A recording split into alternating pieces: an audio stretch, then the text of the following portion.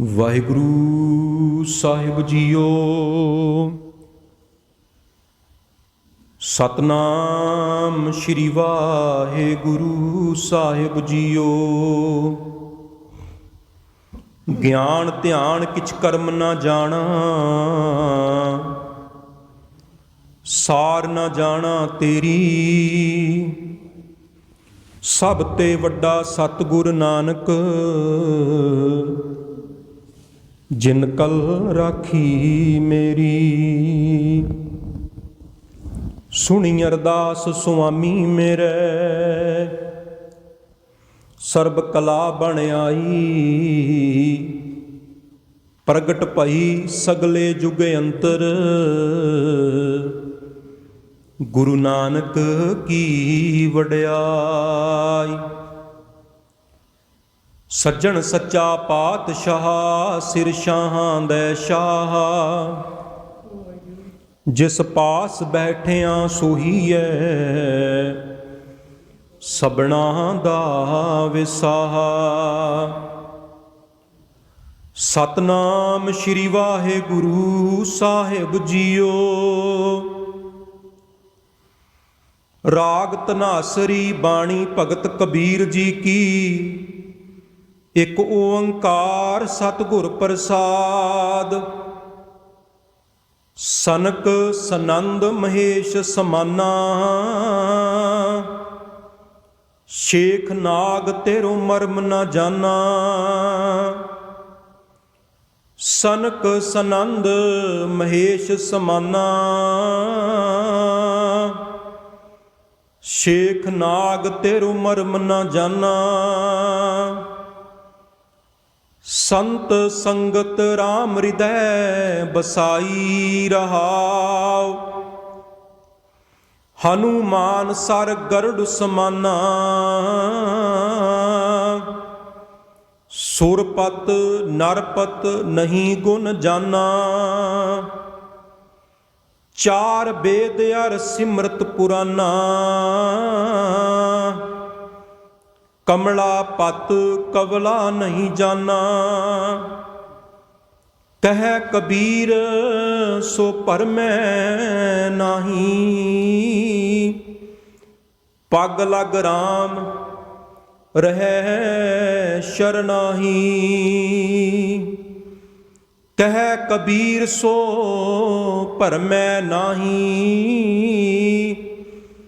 ਪਗ ਲਗ ਰਾਮ ਰਹਿ ਸ਼ਰਨਾਹੀ।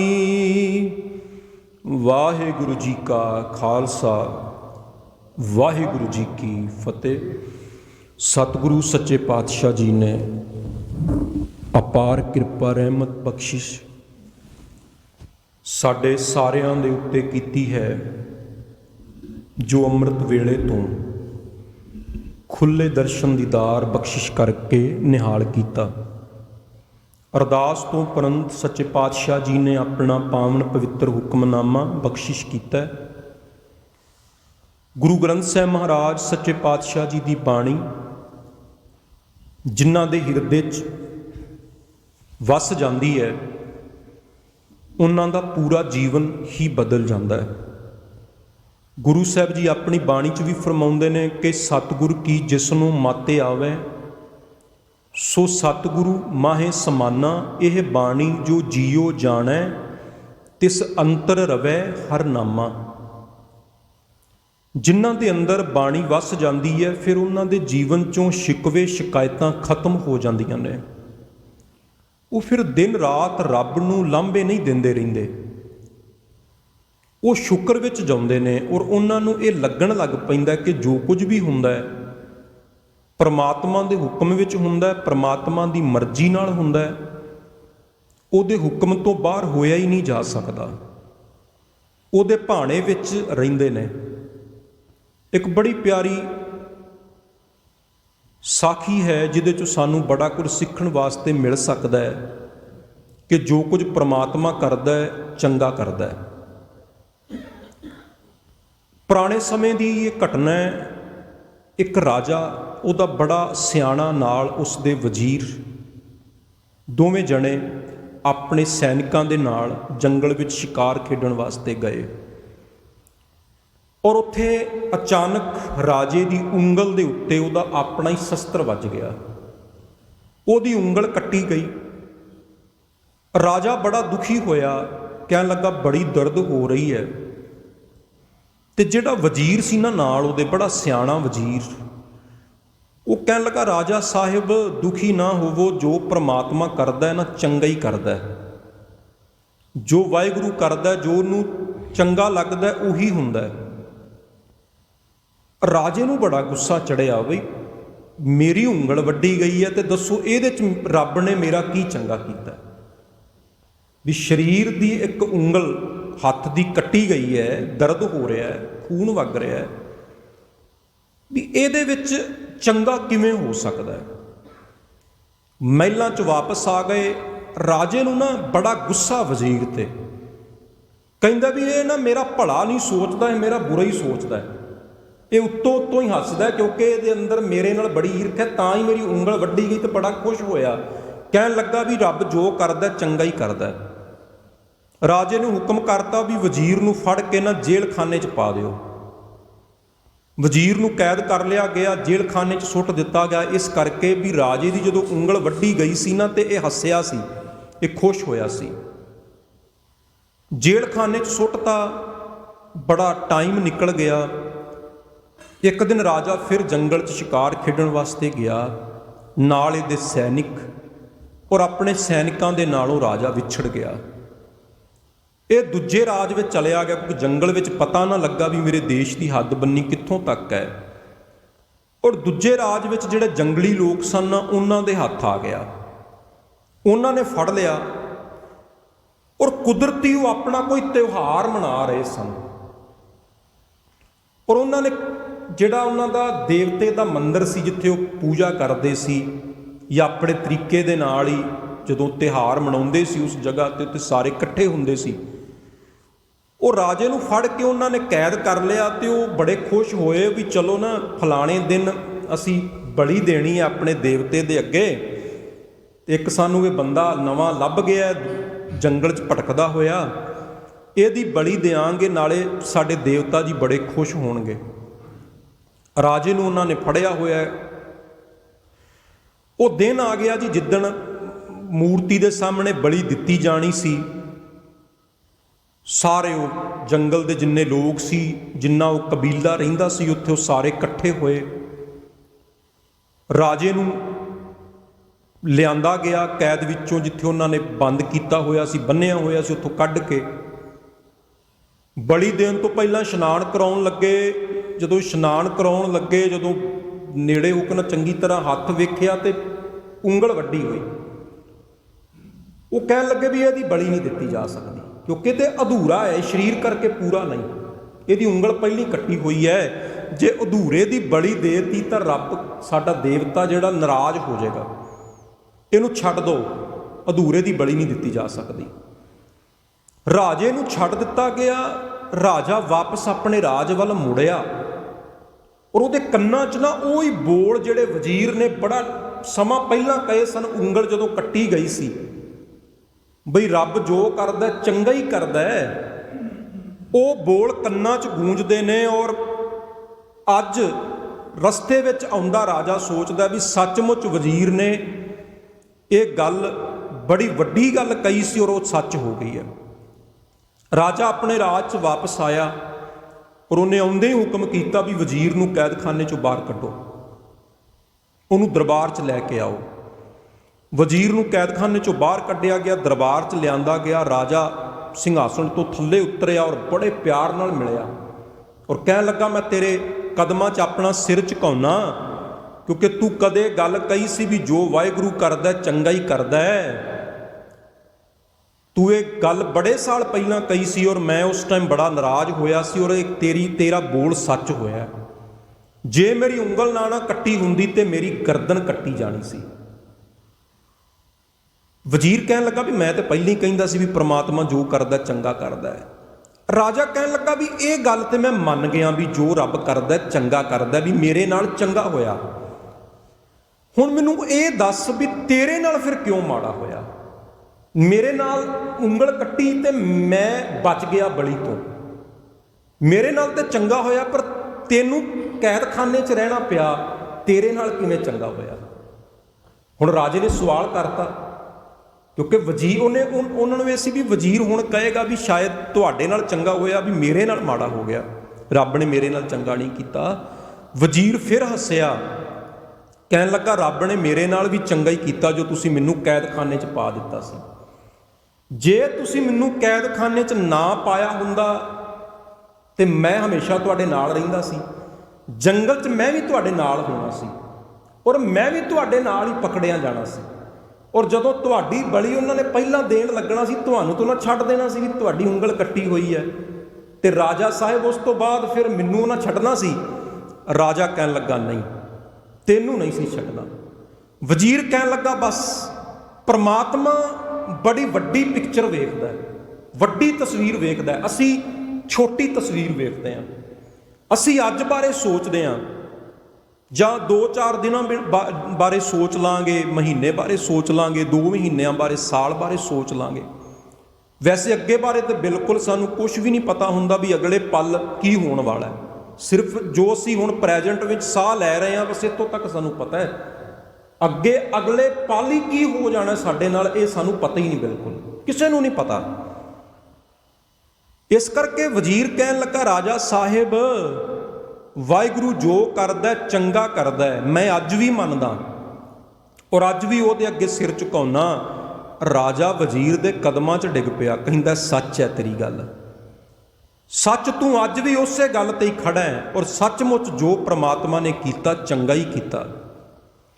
ਗੁਰੂ ਗ੍ਰੰਥ ਸਾਹਿਬ ਮਹਾਰਾਜ ਜੀ ਦੀ ਬਾਣੀ ਨਾ ਸਾਨੂੰ ਇਹੀ ਸਿਖਾਉਂਦੀ ਹੈ ਵੀ ਜੋ ਪ੍ਰਮਾਤਮਾ ਕਰਦਾ ਹੈ ਚੰਗਾ ਕਰਦਾ ਹੈ, ਔਰ ਉਹਦੇ ਹੁਕਮ 'ਚ ਰਹਿਣਾ ਚਾਹੀਦਾ ਹੈ, ਉਹਦੇ ਭਾਣੇ 'ਚ ਰਹਿਣਾ ਚਾਹੀਦਾ। ਉਹਦੇ ਹੁਕਮ ਤੋਂ ਬਾਹਰ ਹੋਇਆ ਹੀ ਨਹੀਂ ਜਾ ਸਕਦਾ, ਉਹਦੇ ਭਾਣੇ ਤੋਂ ਬਾਹਰ ਹੋਇਆ ਹੀ ਨਹੀਂ ਜਾ ਸਕਦਾ। ਸਭ ਕੁਝ ਉਹਦੇ ਹੁਕਮ 'ਚ ਚੱਲ ਰਿਹਾ ਹੈ।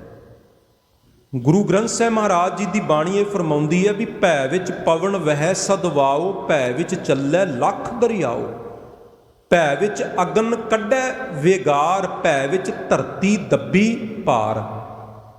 ਮਹਾਰਾਜ ਫਰਮਾਉਂਦੇ ਨੇ ਵੀ ਸਾਰਾ ਕੁਝ ਨਾ ਉਹਦੇ ਡਰ ਵਿੱਚ ਹੈ। ਸਭ ਕੁਝ, ਇਹ ਧਰਤੀ, ਇਹ ਸੂਰਜ, ਇਹ ਪਾਣੀ, ਇਹ ਅਗਨ, ਉਹਦੇ ਡਰ ਵਿੱਚ ਨੇ। ਹੁਣ ਅਸੀਂ ਜੇ ਆਪਣੀ ਧਰਤੀ ਹੋਈ ਦੀ ਗੱਲ ਕਰ ਲਈਏ ਤੇ ਸਾਡੀ ਧਰਤੀ ਵੀ ਕਿਵੇਂ ਪ੍ਰਮਾਤਮਾ ਦੇ ਡਰ ਵਿੱਚ ਹੈ। ਜੇ ਧਰਤੀ ਸਾਡੀ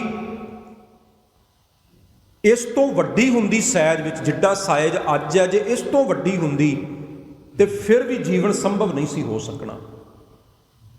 ਕਿਉਂ? ਕਿਉਂਕਿ ਜਿੰਨੀ ਵੀ ਉੱਤੇ ਆਕਸੀਜਨ ਹੈ, ਅਸੀਂ ਸਾਹ ਲੈਂਦੇ ਹਾਂ, ਹਵਾ ਹੈ, ਸਾਰਾ ਕੁਝ ਧਰਤੀ ਨੇ ਜ਼ਿਆਦਾ ਗ੍ਰੈਵਿਟੀ ਹੋਣ ਕਰਕੇ ਆਪਣੇ ਵੱਲ ਹੀ ਖਿੱਚ ਲੈਣਾ ਸੀ। ਜੇ ਧਰਤੀ ਛੋਟੀ ਹੁੰਦੀ ਅੱਜ ਇਸ ਸਾਈਜ਼ ਤੋਂ ਤੇ ਫਿਰ ਸਾਰਾ ਕੁਝ ਹੀ ਖਿੰਡ ਪੁੰਡ ਜਾਣਾ ਸੀ, ਪਾਣੀ ਵੀ ਨਹੀਂ ਸੀ ਟਿਕ ਸਕਣਾ ਜ਼ਮੀਨ ਤੇ, ਕਿਉਂਕਿ ਧਰਤੀ ਨੇ ਹਰ ਚੀਜ਼ ਨੂੰ ਜਿਵੇਂ ਚੁੰਬਕ ਪਕੜ ਕੇ ਰੱਖਦੀ ਹੈ ਨਾ, ਐਵੇਂ ਹੀ ਧਰਤੀ ਨੇ ਘਰ, ਮਨੁੱਖ, ਪਹਾੜ, ਪਾਣੀ, ਸਮੁੰਦਰ, ਰੁੱਖ, ਬੂਟੇ, ਜਾਨਵਰ, ਪੰਛੀ, ਸਾਰਾ ਕੁਝ ਆਪਣੇ ਨਾਲ ਜੋੜ ਕੇ ਰੱਖਿਆ ਹੋਇਆ ਹੈ। ਜੇ ਛੋਟੀ ਹੁੰਦੀ ਸਭ ਕੁਝ ਖਿੰਡ ਪੁੰਡ ਜਾਣਾ ਸੀ। ਵੇਖੋ, ਪ੍ਰਮਾਤਮਾ ਨੇ ਆਪਣੇ ਹੁਕਮ ਦੇ ਵਿੱਚ, ਜਿਵੇਂ ਅਸੀਂ ਰੋਜ਼ ਪੜ੍ਹਦੇ ਵੀ ਹਾਂ ਜਪਜੀ ਸਾਹਿਬ ਦੀ ਬਾਣੀ ਵਿੱਚ ਵੀ, ਹੁਕਮੀ ਹੋਵਣ ਆਕਾਰ ਹੁਕਮ ਨਾ ਕਹਿਆ ਜਾਈ, ਹੁਕਮੀ ਹੋਵਣ ਜੀ ਹੁਕਮ ਮਿਲੈ ਵਡਿਆਈ। ਮਹਾਰਾਜ ਫਰਮਾਉਂਦੇ ਵੀ ਸਾਰਾ ਕੁਝ ਨਾ ਉਹਦੇ ਹੁਕਮ ਦੇ ਵਿੱਚ ਹੀ ਹੁੰਦਾ ਹੈ, ਉਹਦੇ ਹੁਕਮ ਤੋਂ ਬਿਨਾਂ ਕੁਝ ਵੀ ਨਹੀਂ ਹੁੰਦਾ। ਹੁਣ ਅਸੀਂ ਧਰਤੀ ਦੀ ਗੱਲ ਕਰ ਰਹੇ ਸੀ ਵੀ ਧਰਤੀ ਤੇ ਜੇ ਜੀਵਨ ਸੰਭਵ ਹੈ ਤੇ ਵੀ ਰੱਬ ਦੇ ਹੁਕਮ 'ਚ ਹੀ ਹੋਇਆ। ਉਹਨੇ ਧਰਤੀ ਦਾ ਸਾਈਜ਼ ਹੀ ਉਹਨਾਂ ਕੁ ਬਣਾਇਆ ਜਿਹਦੇ ਤੇ ਜੀਵਨ ਸੰਭਵ ਹੋ ਸਕੇ। ਇਸੇ ਤਰ੍ਹਾਂ ਸਾਡਾ ਸਰੀਰ ਹੈ। ਹੁਣ ਕਈ ਵਾਰੀ ਅਸੀਂ ਸੋਚਦੇ ਹਾਂ ਨਾ ਵੀ ਸ਼ਾਇਦ ਵੀ ਬੰਦਾ ਕਈ ਵਾਰੀ ਬੜੀ ਚਿੰਤਾ ਕਰਨ ਲੱਗ ਜਾਂਦਾ ਵੀ ਮੇਰੇ ਹੱਥ 'ਚ ਹੀ ਸਾਰਾ ਕੁਝ ਹੈ। ਚਿੰਤਾ ਹੁੰਦੀ ਹੋਈ ਇਸ ਕਰਕੇ ਹੈ ਜਦੋਂ ਬੰਦਾ ਇਹ ਸੋਚਣ ਲੱਗਦਾ ਵੀ ਮੈਂ ਹੀ ਸਾਰਾ ਕੁਝ ਕਰਦਾ। ਕਈ ਵਾਰੀ ਤੁਸੀਂ ਵੇਖਿਆ, ਮੰਨ ਲਓ ਇੱਕ ਪਿਤਾ ਗੱਡੀ ਚਲਾ ਰਿਹਾ ਹੋਵੇ ਤੇ ਛੋਟੇ ਜਿਹੇ ਬੱਚੇ ਨੂੰ ਨਾ ਗੋਦ 'ਚ ਬਿਠਾ ਲਏ ਤੇ ਛੋਟਾ ਜਿਹਾ ਬੱਚਾ ਸਟੀਅਰਿੰਗ ਫੜ ਲੇ, ਮੰਨ ਲਓ ਮੋਟਰਸਾਈਕਲ ਤੇ ਜਾਂ ਗੱਡੀ ਜਾਂ ਟਰੈਕਟਰ ਤੇ। ਹੁਣ ਚਲਾ ਪਿਤਾ ਰਿਹਾ ਹੁੰਦਾ ਹੈ, ਪਰ ਉਹ ਬੱਚੇ ਨੂੰ ਨਾ ਵਹਿਮ ਹੋ ਜਾਂਦਾ, ਡਰਨ ਲੱਗ ਜਾਂਦਾ ਵੀ ਸ਼ਾਇਦ ਮੈਂ ਚਲਾ ਰਿਹਾ। ਉਹਨੂੰ ਇਹ ਨਹੀਂ ਪਤਾ ਵੀ ਪਿੱਛੇ ਵੱਡੇ ਹੱਥ ਨੇ ਜਿਹੜੇ ਸੰਭਾਲ ਰਹੇ ਨੇ ਸਾਰਾ ਕੁਝ। ਇਸੇ ਤਰ੍ਹਾਂ ਸਾਡੀ ਹਾਲਤ ਵੀ ਬੱਚੇ ਵਰਗੀ ਹੈ। ਅਸੀਂ ਛੋਟੀਆਂ ਛੋਟੀਆਂ ਗੱਲਾਂ ਦੀ ਚਿੰਤਾ ਲੈ ਕੇ ਬਹਿ ਜਾਂਦੇ ਹਾਂ, ਟੈਨਸ਼ਨ ਕਰਨ ਲੱਗ ਪੈਂਦੇ ਹਾਂ। ਗੁਰਮੁਖ ਪਿਆਰਿਓ, ਸਾਡੇ ਹੱਥ ਵਿੱਚ ਕੁਝ ਨਹੀਂ। ਇਹ ਸਰੀਰ ਜਿਹੜਾ ਨਾ ਸਾਡਾ, ਇਹ ਵੀ ਸਾਡੇ ਹੱਥ 'ਚ ਨਹੀਂ। ਬੜਾ ਕੁਝ ਨਾ ਸਾਡੇ ਸਰੀਰ 'ਚ ਵੀ ਆਟੋਮੈਟਿਕ ਹੀ ਚੱਲ ਰਿਹਾ, ਉਹਨੂੰ ਅਸੀਂ ਨਹੀਂ ਚਲਾ ਰਹੇ। ਜਿਹੜੇ ਸਾਹ ਚੱਲ ਰਹੇ ਨੇ ਕਿ ਅਸੀਂ ਚਲਾ ਰਹੇ ਹਾਂ, ਨੈਚੁਰਲੀ ਕੁਦਰਤੀ ਪ੍ਰਮਾਤਮਾ ਵੱਲੋਂ ਚੱਲ ਰਹੇ ਨੇ। ਜੇ ਬੰਦਾ ਚਲਾਉਂਦਾ ਹੁੰਦਾ ਸਾਹ ਤੇ ਫਿਰ ਕੋਈ ਦੁਨੀਆ ਦੇ ਵਿੱਚੋਂ ਜਾਂਦਾ ਹੀ ਨਾ। ਮੰਨ ਲਓ ਫਿਰ ਤੇ ਬੰਦੇ ਦੇ ਹੱਥ ਹੀ ਹੁੰਦਾ ਨਾ, ਜੇ ਮੈਨੂਅਲੀ ਉਹ ਬੰਦਾ ਕੰਟਰੋਲ ਕਰਦਾ ਹੁੰਦਾ। ਇਸ ਕਰਕੇ ਉਹ ਮਰਜ਼ੀ ਨਾਲ ਕਿਸੇ ਬੰਦੇ ਨੂੰ ਧਰਤੀ ਤੋਂ ਜਦੋਂ ਜੀ ਕਰਦਾ ਉਹਦਾ ਲੈ ਜਾਂਦਾ ਹੈ। ਇਹਦਾ ਭਾਵ ਇਹ ਕਿ ਸਾਹ ਬੰਦੇ ਦੇ ਹੱਥ ਨਹੀਂ, ਆਟੋਮੈਟਿਕ ਚੱਲ ਰਹੇ ਨੇ। ਹੁਣ ਜੇ ਬੰਦੇ ਦੇ ਹੱਥ 'ਚ ਸਾਹ ਹੁੰਦੇ, ਬੰਦਾ ਤੇ ਬੜਾ ਕੁਝ ਭੁੱਲ ਜਾਂਦਾ ਸੀ, ਕਿੰਨੇ ਕੰਮ ਭੁੱਲ ਜਾਂਦੇ ਆ। ਹੁਣ ਜੇ ਸਾਹ ਲੈਣਾ ਵੀ ਸਾਡੇ ਹੱਥ ਹੁੰਦਾ, ਫਿਰ ਤੇ ਬੰਦਾ ਰਾਤ ਨੂੰ ਸੁੱਤਾ ਹੁੰਦਾ ਹੈ, ਅਸੀਂ ਸੁੱਤੇ ਹੁੰਦੇ ਹਾਂ, ਉਦੋਂ ਵੀ ਸਾਹ ਚੱਲ ਰਹੇ ਹੁੰਦੇ ਨੇ। ਅਸੀਂ ਕਿਸੇ ਨਾਲ ਗੱਲਾਂ ਬਾਤਾਂ ਕਰ ਰਹੇ ਹੁੰਦੇ ਹਾਂ, ਉਦੋਂ ਵੀ ਸਾਹ ਚੱਲ ਰਹੇ ਹੁੰਦੇ ਨੇ। ਧਿਆਨ ਸਾਡਾ ਕਿਤੇ ਆਪਣਿਆ ਹੁੰਦਾ, ਉਦੋਂ ਵੀ ਸਾਹ ਚੱਲ ਰਹੇ ਹੁੰਦੇ ਨੇ। ਇਹ ਆਟੋ ਨੇ ਨਾ, ਇਹ ਕੁਦਰਤੀ ਚੱਲ ਰਹੇ ਨੇ, ਸਾਡੇ ਹੱਥ ਨਹੀਂ। ਸਾਡੇ ਸਰੀਰ ਵਿੱਚ ਖੂਨ ਦੌੜ ਰਿਹਾ ਹੈ, ਇਹ ਵੀ ਆਪਣੇ ਆਪ ਚੱਲ ਰਿਹਾ। ਇਹ ਸਾਡੀ ਕੋਸ਼ਿਸ਼ ਨਾਲ ਨਹੀਂ ਚੱਲ ਰਿਹਾ, ਆਪਣੇ ਆਪ ਚੱਲ ਰਿਹਾ। ਅਸੀਂ ਭੋਜਨ ਖਾਂਦੇ ਹਾਂ, ਸਰੀਰ ਵਿੱਚ ਪਚ ਜਾਂਦਾ ਹੈ, ਉਹ ਵੀ ਇੱਕ ਨੈਚੁਰਲੀ ਪ੍ਰਮਾਤਮਾ ਦਾ ਪ੍ਰੋਸੈਸ ਬਣਾਇਆ ਹੋਇਆ ਸਰੀਰ ਵਿੱਚ, ਵੀ ਅਸੀਂ ਭੋਜਨ ਛਕਦੇ ਹਾਂ, ਭੋਜਨ ਪਚਦਾ ਹੈ। ਸਾਡੀ ਕੋਸ਼ਿਸ਼ ਕਰਕੇ ਨਹੀਂ ਪਚਦਾ। ਰਾਤ ਨੂੰ ਨੀਂਦ ਆਉਂਦੀ ਹੈ, ਇਹ ਵੀ ਪ੍ਰਮਾਤਮਾ ਵੱਲੋਂ ਕੁਦਰਤੀ ਇੱਕ ਬਣਾਇਆ ਹੋਇਆ ਨਿਯਮ ਹੈ। ਤੁਸੀਂ ਇਹਨਾਂ ਚੀਜ਼ਾਂ ਵੱਲ ਕਦੀ ਧਿਆਨ ਦੇਣ ਲੱਗ ਜਾਓ, ਉਦੋਂ ਹੀ ਗੜਬੜ ਹੋ ਜਾਏਗੀ। ਪ੍ਰਸ਼ਾਦਾ ਛਕ ਲਿਆ, ਤੁਸੀਂ ਬਹਿ ਕੇ ਸੋਚਣ ਲੱਗ ਜਾਓ ਵੀ ਹੁਣ ਪ੍ਰਸ਼ਾਦਾ ਪਚ ਰਿਹਾ ਹੈ, ਹੁਣ ਅੱਧਾ ਘੰਟਾ ਹੋ ਗਿਆ, ਹੁਣ ਹੋਰ ਪਚ ਗਿਆ ਹੋਏਗਾ, ਉਦੋਂ ਹੀ ਪ੍ਰਸ਼ਾਦਾ ਨਹੀਂ ਪਚੇਗਾ। ਕਿਉਂ? ਕਿਉਂਕਿ ਅਸੀਂ ਆਪਣੀ ਸੋਚ ਵਿੱਚ ਵਾੜ ਦਿੱਤੀ, ਅਸੀਂ ਸੋਚਣ ਲੱਗ ਪਏ। ਜਿਹੜਾ ਸੋਚਣਾ ਹੈ ਨਾ, ਸੋਚ, ਇਹ ਇੱਕ ਟੂਲ ਹੈ ਜਿਹੜਾ ਰੱਬ ਵੱਲੋਂ ਸਾਨੂੰ ਮਿਲਿਆ। ਟੂਲ ਸਮਝਦੇ ਹੋ? ਔਜ਼ਾਰ, ਜਿਹਦੇ ਤੋਂ ਅਸੀਂ ਬੜੇ ਕੰਮ ਲੈ ਸਕਦੇ ਹਾਂ। ਇਸ ਟੂਲ ਤੋਂ ਪਸ਼ੂ ਪੰਛੀਆਂ ਦੇ ਕੋਲ ਨਹੀਂ। ਪਸ਼ੂ ਪੰਛੀਆਂ ਨੂੰ ਰੱਬ ਨੇ ਨਾ ਸਰੀਰ ਦਿੱਤਾ, ਪਰ ਉਹਨਾਂ ਨੂੰ ਸੋਚਣ ਸ਼ਕਤੀ ਨਹੀਂ ਦਿੱਤੀ। ਬੰਦੇ ਨੂੰ ਸੋਚਣ ਸ਼ਕਤੀ ਦਿੱਤੀ ਹੈ। ਸੋਚਣ ਸ਼ਕਤੀ ਕਰਕੇ ਇਹ ਸਾਰਾ ਕੁਝ ਧਰਤੀ ਤੇ ਜਿੰਨੀਆਂ ਖੋਜਾਂ ਹੋਈਆਂ ਨੇ, ਸੋਚਣ ਸ਼ਕਤੀ ਕਰਕੇ ਹੋਈਆਂ ਨੇ। ਤੇ ਸਾਧ ਸੰਗਤ ਜੀ, ਹੁਣ ਜਿਹੜਾ ਇਹ ਟੂਲ ਹੈ, ਇਹ ਔਜ਼ਾਰ ਸਾਨੂੰ ਸੋਚਣ ਸ਼ਕਤੀ ਵਾਲਾ ਮਿਲਿਆ। ਇਹਨੂੰ ਕੱਲਾ ਟੂਲ ਵਾਂਗਰਾ ਵਰਤੋ, ਇਹਨੂੰ ਚੰਗੇ ਕੰਮ ਲਈ ਵਰਤੋ। ਵੀ ਕੁਝ ਚੰਗਾ ਸੋਚਣਾ ਹੈ, ਉਹਦੇ ਲਈ ਵਿਚਾਰ ਕਰੋ, ਸੋਚੋ। ਕੋਈ ਚੰਗਾ ਖਿਆਲ ਆਉਂਦਾ, ਉਹਦੇ ਬਾਰੇ ਸੋਚੋ। ਅਸੀਂ ਆਪਣੀ ਜ਼ਿੰਦਗੀ ਬਾਰੇ ਸੋਚਦੇ ਹਾਂ, ਕੋਈ ਕੰਮ ਧੰਦਾ ਕਰਨਾ ਵੀ ਕਿਵੇਂ ਵਧੀਆ ਹੋ ਸਕਦਾ, ਇੱਕ ਟੂਲ ਹੈ ਨਾ। ਤੇ ਹੁਣ ਕੋਈ ਬੰਦਾ ਟੂਲ ਚੁੱਕ ਕੇ ਆਪਣੇ ਘਰ 'ਚ ਸਾਰਾ ਦਿਨ ਹੀ ਘੁੰਮਦਾ ਰਹੇ, ਕੰਧਾਂ ਨਾਲ ਮਾਰਦਾ ਰਹੇ, ਦਰਵਾਜ਼ਿਆਂ ਨਾਲ ਮਾਰਦਾ ਰਹੇ, ਉਹ ਘਰ ਦਾ ਕੀ ਹਾਲ ਕਰ ਦੇਗਾ? ਖਰਾਬ ਕਰ ਦੇਗਾ ਨਾ ਅੰਦਰੋਂ। ਇਹ ਜਿਹੜਾ ਸਾਡਾ ਮਾਈਂਡ ਹੈ ਨਾ, ਇਹ ਘਰ ਹੈ। ਇਹਦੇ 'ਚ ਜਿਹੜੇ ਵਿਚਾਰ ਚੱਲਦੇ ਨੇ, ਉਹ ਟੂਲ ਹੈ। ਟੂਲ ਨੂੰ ਲੋੜ ਪੈਣ ਤੇ ਵਰਤਣਾ ਹੈ। ਦਿਨ ਰਾਤ ਨਹੀਂ ਇਹਨੂੰ ਚਲਾਉਂਦੇ ਰਹਿਣਾ। ਦਿਨ ਰਾਤ ਹੀ ਇਹਨੂੰ ਘੁਮਾਉਂਦੇ ਰਹੋਗੇ, ਚਲਾਉਂਦੇ ਰਹੋਗੇ, ਤਾਂ ਜਿਹੜਾ ਤੁਹਾਡਾ ਮਾਈਂਡ ਦਾ ਘਰ ਹੈ, ਅੰਦਰੋਂ ਖਰਾਬ ਹੋ ਜਾਏਗਾ। ਅੰਦਰੋਂ ਮਨ ਖਰਾਬ ਹੋ ਜਾਏਗਾ। ਔਰ ਉਹੀ ਹਾਲਤ ਸਾਡੇ ਨਾਲ ਹੋਈ ਹੈ ਬਈ ਦਿਨ ਰਾਤ ਸੋਚਦੇ ਹੀ ਰਹਿਣਾ, ਸੋਚਦੇ ਹੀ ਰਹਿਣਾ, ਸੋਚਦੇ ਹੀ ਰਹਿਣਾ। ਬੰਦਾ ਦਿਨ ਰਾਤ ਸੋਚਦਾ ਹੀ ਰਹਿੰਦਾ। ਜੇ ਅੱਜ ਧਰਤੀ ਤੇ ਸਭ ਤੋਂ ਜ਼ਿਆਦਾ ਕਿਤੇ ਭਾਰ ਹੈ ਨਾ, ਤੇ ਬੰਦੇ ਦੇ ਮਾਈਂਡ ਤੇ ਹੀ ਹੈ। ਧਰਤੀ ਤੇ ਕੋਈ ਭਾਰ ਨਹੀਂ, ਕਿਉਂਕਿ ਸਾਰੀਆਂ ਚੀਜ਼ਾਂ ਧਰਤੀ 'ਚੋਂ ਹੀ ਪੈਦਾ ਹੋਈਆਂ ਨੇ। ਹੋਰ ਕਿਸੇ ਵੀ ਚੀਜ਼ ਤੇ ਇੰਨਾ ਦਬਾਅ ਨਹੀਂ ਜਿੰਨਾ ਦਬਾਅ ਬੰਦੇ ਦੇ ਦਿਮਾਗ ਦੇ ਉੱਤੇ ਹੈ, ਜਿੰਨਾ ਦਬਾਅ ਬੰਦੇ ਦੇ ਮਾਈਂਡ ਦੇ ਉੱਤੇ ਹੈ। ਕਿਉਂਕਿ ਜਦੋਂ ਹੀ ਸਵੇਰੇ ਅੱਖ ਖੁੱਲ੍ਹਦੀ ਹੈ, ਵਿਚਾਰ ਸ਼ੁਰੂ ਹੋ ਜਾਂਦੇ ਨੇ। ਫਿਰ ਉਹਦਾ ਇੱਕ ਪੂਰੀ ਚੇਨ ਬਣ ਜਾਂਦੀ ਹੈ ਵਿਚਾਰਾਂ ਦੀ। ਫਿਰ ਇੱਕ ਵਿਚਾਰ ਆਉਂਦਾ, ਫਿਰ ਉਹ 'ਚ ਦੂਜਾ ਵਿਚਾਰ, ਫਿਰ ਤੀਜਾ ਵਿਚਾਰ। ਫਿਰ ਬੰਦੇ ਨੂੰ ਇਹੀ ਸਮਝ ਨਹੀਂ ਆਉਂਦੀ ਮੈਂ ਸੋਚਣਾ ਕਿਤੋਂ ਸ਼ੁਰੂ ਕੀਤਾ ਤੇ ਪਹੁੰਚ ਕਿਤੇ ਗਿਆ। ਜੇ ਤੁਸੀਂ ਆਪਣੀ ਜ਼ਿੰਦਗੀ 'ਚ ਸੁਖੀ ਰਹਿਣਾ ਨਾ, ਤੇ ਆਹ ਨੁਕਤਾ ਪੱਲੇ ਬੰਨ੍ਹ ਲਓ। ਸਭ ਤੋਂ ਵੱਡਾ ਜਿਹੜਾ ਨੁਕਤਾ ਉਹ ਹੈ ਹੁਣ ਦੇ ਸਮੇਂ ਵਿੱਚ ਜਿਉਣਾ, ਪ੍ਰੈਜੈਂਟ ਵਿੱਚ। ਜਿਹੜਾ ਸਮਾਂ ਲੰਘ ਗਿਆ ਉਹ ਤੁਸੀਂ ਵਾਪਸ ਨਹੀਂ ਲਿਆ ਸਕਦੇ। ਉਹਨੂੰ ਪਛਤਾਉਣ ਦਾ ਫਾਇਦਾ ਵੀ ਨਹੀਂ। ਉਹਨੂੰ ਦਿਨ ਰਾਤ ਫੜ ਕੇ ਬੈਠੇ ਰਹਿਣਾ, ਕਲਪਦੇ ਰਹਿਣਾ। ਉਹ ਸਮਾਂ ਲੰਘ ਗਿਆ, ਉਹ ਤੁਸੀਂ ਅੱਜ ਵੀ ਖਰਾਬ ਕਰ ਰਹੇ ਹੋ। ਉਹ ਤੇ ਲੰਘ ਹੀ ਰਿਹਾ, ਉਹਦੇ ਖਿਆਲਾਂ 'ਚ ਅੱਜ ਵੀ ਗਵਾਚ ਰਿਹਾ। ਇਸ ਕਰਕੇ ਬੰਦਾ ਬੀਤ ਚੁੱਕੇ ਸਮੇਂ ਦੀਆਂ ਯਾਦਾਂ 'ਚ ਗਵਾਚਿਆ ਰਹਿੰਦਾ ਤੇ ਆਉਣ ਵਾਲੇ ਦੀ ਚਿੰਤਾ 'ਚ ਡੁੱਬਿਆ ਰਹਿੰਦਾ। 90% ਮਨੋਵਿਗਿਆਨਿਕ ਕਹਿੰਦੇ ਨੇ ਜਿਹੜੇ ਬੰਦੇ ਦੀਆਂ ਚਿੰਤਾਵਾਂ ਹੁੰਦੀਆਂ ਨੇ ਨਾ, ਉਹ ਵੇਸਟ ਹੁੰਦੀਆਂ ਨੇ। ਉਹ ਹੋਣਾ ਹੀ ਨਹੀਂ ਹੁੰਦਾ ਜਿਹਦੇ ਬਾਰੇ ਬੰਦਾ ਸੋਚਦਾ ਰਹਿੰਦਾ ਹੈ। ਉਹ ਬੇਕਾਰ ਦੀਆਂ ਫਾਲਤੂ ਦੀਆਂ ਵਿਚਾਰਾਂ ਹੁੰਦੀਆਂ ਨੇ। ਤੁਸੀਂ ਪਸ਼ੂ ਪੰਛੀਆਂ ਵੱਲ ਵੇਖਦੇ ਹੋ ਨਾ, ਉਹਨਾਂ ਦਾ ਜੀਵਨ ਕਿੰਨਾ ਸ਼ਾਂਤ ਹੈ। ਉਹਨਾਂ ਨੂੰ ਕੋਈ ਫਿਕਰ ਹੀ ਨਹੀਂ ਹੁੰਦਾ ਕਿਸੇ ਚੀਜ਼ ਦਾ। ਜਿਹੜਾ ਦਾਣਾ ਅੱਜ ਲਿਆਂਦਾ ਉਹ ਆਪਣੇ ਬੱਚਿਆਂ ਨੂੰ ਦੇਤਾ, ਆਪ ਖਾ ਲਿਆ, ਬਸ, ਕੱਲ ਦਾ ਕੋਈ ਫਿਕਰ ਨਹੀਂ। ਪੰਛੀਆਂ ਦਾ ਜੀਵਨ ਬੜੇ ਆਨੰਦ 'ਚ ਹੈ। ਤੇ ਬੰਦਾ ਜਿੰਨਾ ਜ਼ਿਆਦਾ ਇਕੱਠਾ ਕਰ ਲੈਂਦਾ ਹੋਰ ਜ਼ਿਆਦਾ ਚਿੰਤਾ ਕਰਨ ਲੱਗ ਪੈਂਦਾ। ਜਿਵੇਂ ਕਹਿੰਦੇ ਕਿ ਬਹੁਤ ਵੱਡਾ ਸ਼ਾਹੂਕਾਰ ਸੀ ਤੇ ਇੱਕ ਦਿਨ ਆਪਣੇ ਮੁਨੀਮ ਨੂੰ ਕਹਿਣ ਲੱਗਾ, ਜੀ ਹਿਸਾਬ ਕਰੋ ਜਰਾ, ਵੇਖੀਏ ਵੀ ਕਿੰਨਾ ਕੁ ਪੈਸਾ ਸਾਡੇ ਕੋਲ। ਮੁਨੀਮ ਨੇ ਨਾ ਕਈ ਦਿਨ ਲਾ ਕੇ ਹਿਸਾਬ ਕੀਤਾ ਤੇ ਸ਼ਾਹੂਕਾਰ ਜੀ ਪੁੱਛਣ ਲੱਗੇ ਵੀ ਕੀ ਜੋੜ ਬਣਿਆ, ਜਿੰਨੀ ਜ਼ਮੀਨ ਜਾਇਦਾਦ ਧਨ ਹੈ। ਮੁਨੀਮ ਕਹਿਣ ਲੱਗਾ, ਜੀ ਮੈਂ ਸਾਰਾ ਹਿਸਾਬ ਲਾਇਆ ਵੀ ਇੰਨਾ ਧਨ ਹੈ ਤੁਹਾਡੇ ਕੋਲ, ਜੇ ਤੁਹਾਡੀਆਂ 5-6 ਪੀੜ੍ਹੀਆਂ ਆਰਾਮ ਨਾਲ ਬਹਿ ਕੇ ਵੀ ਖਾਂਦੀਆਂ ਰਹਿਣ ਨਾ ਤੇ ਧਨ ਨਹੀਂ ਮੁੱਕਦਾ। ਉਹ ਉਦਾਸ ਹੋ ਗਿਆ ਸ਼ਾਹੂਕਾਰ, ਹੋਰ ਦੁਖੀ ਹੋ ਗਿਆ, ਚਿੰਤਾ 'ਚ ਡੁੱਬ ਗਿਆ। ਉਹ ਮੁਨੀਮ ਨੇ ਪੁੱਛਿਆ ਵੀ ਤੁਹਾਨੂੰ ਤਾਂ ਖੁਸ਼ ਹੋਣਾ ਚਾਹੀਦਾ, ਤੁਸੀਂ ਹੋਰ ਦੁਖੀ ਹੋ ਗਏ ਹੋ। ਸ਼ਾਹੂਕਾਰ ਕਹਿਣ ਲੱਗਾ ਵੀ ਚਲੋ 6 ਪੀੜ੍ਹੀਆਂ ਤੱਕ ਤੇ ਗੁਜ਼ਾਰਾ ਹੋ ਜਾਏਗਾ, 7ਵੀਂ ਦਾ ਕੀ ਬਣੇਗਾ, 8ਵੀਂ ਦਾ ਕੀ ਬਣੇਗਾ। ਵੀ ਮੰਨ ਲਓ ਤੈਨੂੰ ਇਕੱਲੇ ਨੂੰ ਹੀ ਰੱਬ ਨੇ ਸਾਰੀ ਜ਼ਿੰਮੇਵਾਰੀ ਦੇ ਕੇ ਭੇਜੀ ਆ ਵੀ ਅਗਲੀਆਂ ਪੀੜ੍ਹੀਆਂ ਦੀ, ਤੇ ਜੇ ਨਾ ਤੇਰੇ ਵਰਗਾ ਕੋਈ ਪਿਛਾਂ ਸਿਆਣਾ ਇਸ ਧਰਤੀ ਤੇ ਆਇਆ ਸੀ ਤੇ ਨਾ ਕੋਈ ਅਗਾਂਹ ਆਉਣਾ, ਹਰ ਬੰਦਾ ਨਾ ਇਸ ਭੁਲੇਖੇ ਦੇ ਵਿੱਚ ਹੀ ਜਾਉਂਦਾ ਹੈ। ਸੋ ਦਿਨ ਰਾਤ ਦੀਆਂ ਚਿੰਤਾਵਾਂ, ਗੁਰੂ ਤੇਗ ਬਹਾਦਰ ਸਾਹਿਬ ਫਰਮਾਉਂਦੇ ਨੇ, ਚਿੰਤਾ ਤਾਂ ਕੀ ਕੀਜੀਏ ਜੋ ਅਨਹੋਣੀ ਹੋਏ,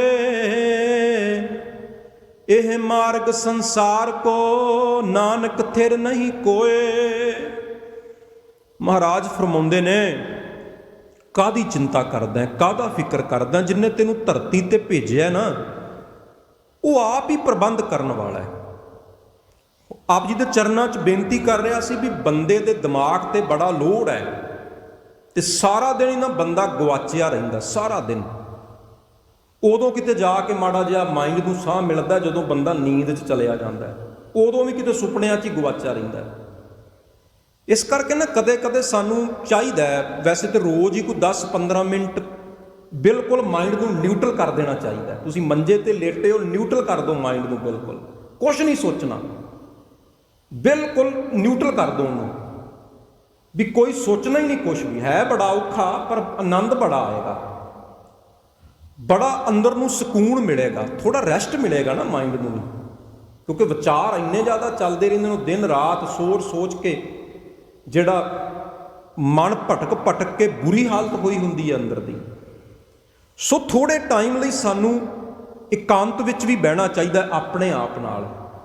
ਤਾਂ ਹੀ ਤੇ ਬੰਦਾ ਨਾ ਆਪਣੇ ਨੇੜੇ ਬਹਿਣ ਤੋਂ ਬੜਾ ਡਰਦਾ ਹੈ। ਉਹਨੂੰ ਜਾਂ ਟੀਵੀ ਚਾਹੀਦਾ, ਮੋਬਾਈਲ ਚਾਹੀਦਾ, ਕੋਈ ਗੱਲਾਂ ਕਰਨ ਵਾਲਾ ਦੂਜਾ ਚਾਹੀਦਾ, ਉਹ ਇਕੱਲਾ ਬਹਿ ਹੀ ਨਹੀਂ ਸਕਦਾ, ਕੋਈ ਮਨੁੱਖ ਵੀ ਹੈ। ਵੈਸੇ ਇਕਾਂਤ ਵਿੱਚ ਬਹਿਣਾ ਚਾਹੀਦਾ ਆਪਣੇ ਆਪ ਨਾਲ। ਕਿਤੇ ਖੇਤਾਂ 'ਚ ਆਪਣੀ ਪੈਲੀ ਤੇ ਚਲੇ ਜਾਓ, ਆਰਾਮ ਨਾਲ ਕੋਈ 15 ਮਿੰਟ ਬਹੋ ਆਪਣੇ ਆਪ ਦੇ ਨੇੜੇ, ਕੁਛ ਨਾ ਸੋਚੋ ਕਿਸੇ ਬਾਰੇ ਨਾ ਆਪਣੇ ਬਾਰੇ, ਬਿਲਕੁਲ ਨਿਊਟਰਲ ਕਰ ਦਿਓ ਆਪਣੇ ਮਨ ਨੂੰ। ਤੇ ਸਾਧ ਸੰਗਤ ਜੀ ਹੌਲੀ ਹੌਲੀ ਵਿਚਾਰ ਜਿਹੜੇ ਨੇ ਉਹ ਸ਼ਾਂਤ ਹੋਣ ਲੱਗ ਪੈਣਗੇ। ਪਰ ਅਸੀਂ ਦਿਨ ਰਾਤ ਚਿੰਤਾ ਦੇ ਵਿੱਚ ਗਵਾਚੇ ਰਹਿੰਦੇ ਹਾਂ, ਚਿੰਤਾਵਾਂ ਦੇ ਵਿੱਚ ਡੁੱਬੇ ਰਹਿੰਦੇ ਹਾਂ, ਜਾਂ ਬੀਤ ਚੁੱਕੇ ਸਮੇਂ ਦੇ ਖਿਆਲ ਚੱਲਦੇ ਰਹਿੰਦੇ ਨੇ ਜਾਂ ਆਉਣ ਵਾਲੇ ਸਮੇਂ ਦੇ। ਪਰ ਯਾਦ ਰੱਖਿਓ, ਸਾਡੇ ਕੋਲ ਅੱਜ ਹੈ, ਕੱਲ੍ਹ ਦਾ ਤੇ ਪਤਾ ਹੀ ਨਹੀਂ ਕੱਲ੍ਹ ਕੀ ਹੋਣਾ, ਅਸੀਂ ਹੋਣਾ ਜਾਂ ਨਹੀਂ ਹੋਣਾ। ਸਾਡੇ ਕੋਲ ਸਿਰਫ ਅੱਜ ਹੈ, ਔਰ ਅੱਜ ਨੂੰ ਆਨੰਦ ਨਾਲ ਜਿਉਣਾ ਚਾਹੀਦਾ ਹੈ। ਜੇ ਅੱਜ ਨੂੰ ਆਨੰਦ ਨਾਲ ਜਿਉਵਾਂਗੇ ਤੇ ਕੱਲ੍ਹ ਵੀ ਆਨੰਦਮਈ ਹੋਏਗਾ। ਜੋ ਹੈਗਾ ਸਾਡੇ ਕੋਲ ਉਹਦੇ ਲਈ ਸ਼ੁਕਰ ਕਰਨਾ ਚਾਹੀਦਾ ਹੈ।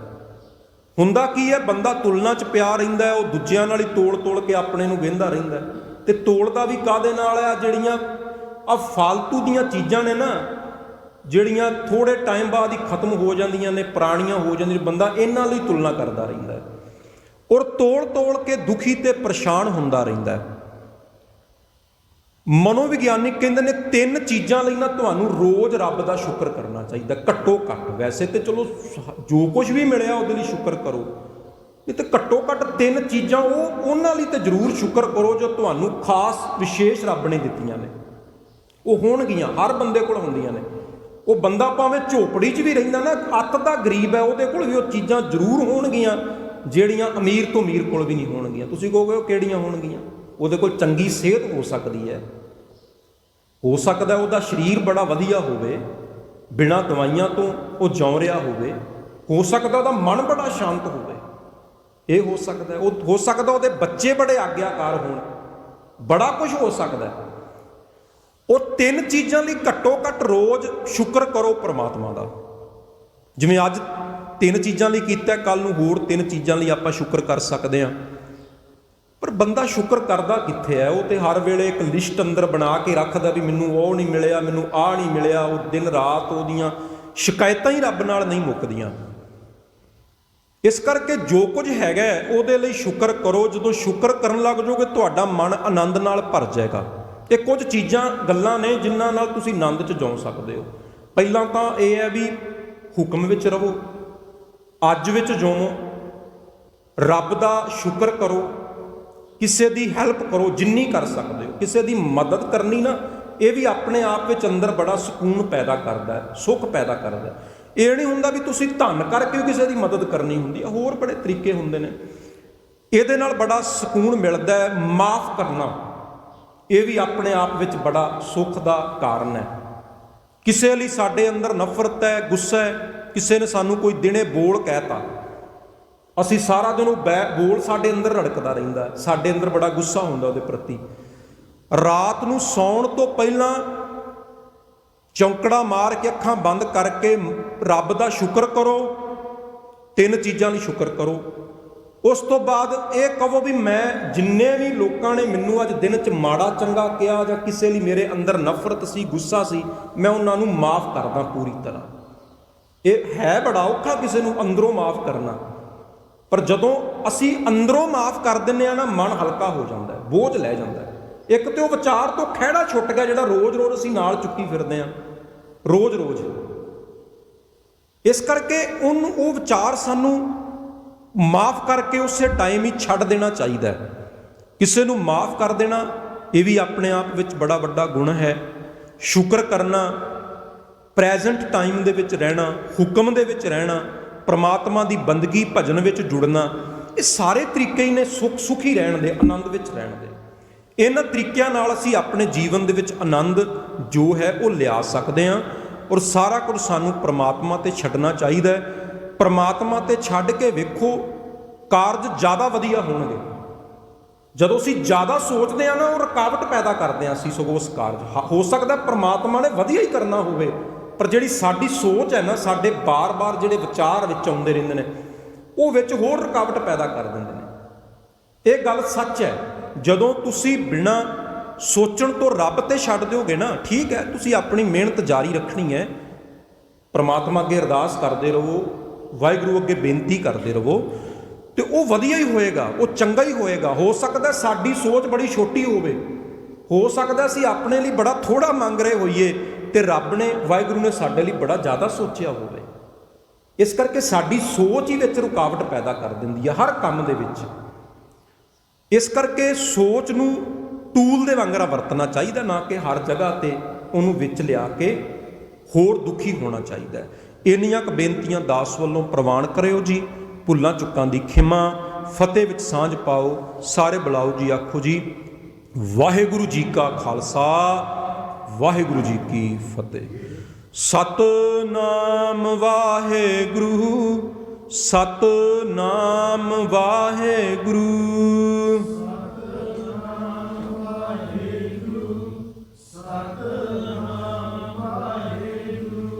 ਸਤਿਨਾਮ ਵਾਹਿਗੁਰੂ, ਸਤਿਨਾਮ ਵਾਹਿਗੁਰੂ।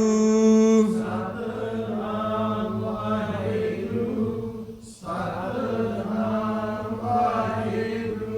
ਵਾਹਿਗੁਰੂ। ਸਤਿਨਾਮ ਵਾਹਿਗੁਰੂ, ਸਤਿਨਾਮ ਵਾਹਿਗੁਰੂ।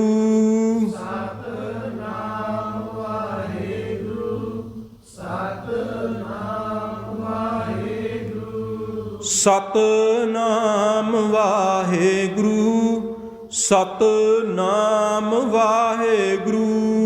ਸਤਿਨਾਮ ਵਾਹਿਗੁਰੂ, ਸਤਿਨਾਮ ਵਾਹਿਗੁਰੂ। ਸਤਿਨਾਮ ਵਾਹਿਗੁਰੂ, ਸਤਿਨਾਮ ਵਾਹਿਗੁਰੂ।